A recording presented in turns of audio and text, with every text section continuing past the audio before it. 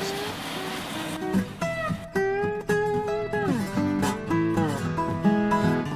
smell it.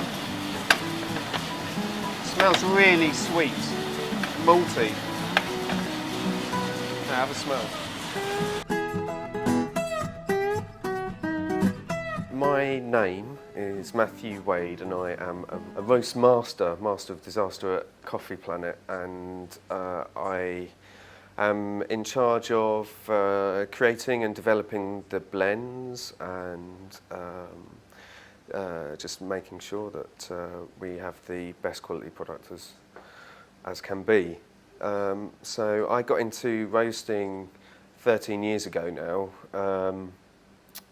In New Zealand, so I left art college without a job, and as most art college leavers experience, they can't get a job because their credentials don't help them very much. So I ended up working lots of cafes, independent cafes up and down the North and South Island of New Zealand, and all of those cafes have roast their own coffee because of the location that they're so far away from coffee producing countries.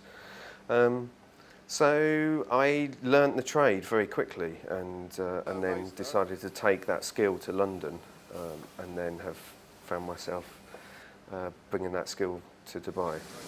So roasting coffee obviously is very important because if you didn't roast it, you wouldn't be able to drink it. You know, it's a green bean. You know, it's a raw green bean, which is really solid. It's really hard. There's nothing you can do with it. It doesn't have any flavour. It's only the roasting that puts the flavour into the coffee.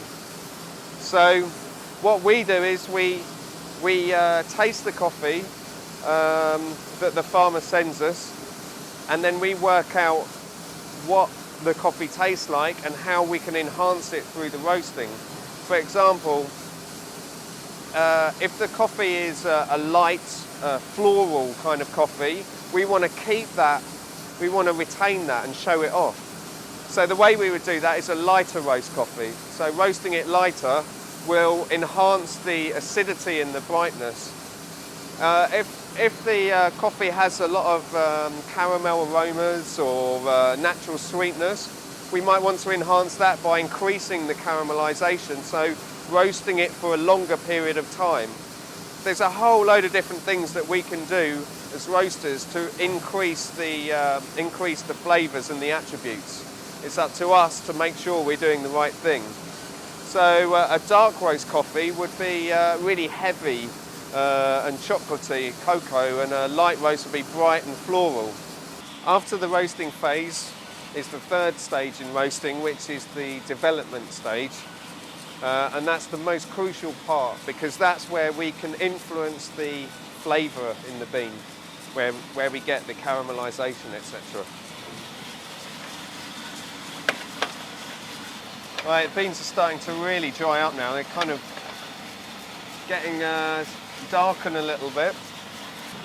I'm after the right amount of colour change. There we go.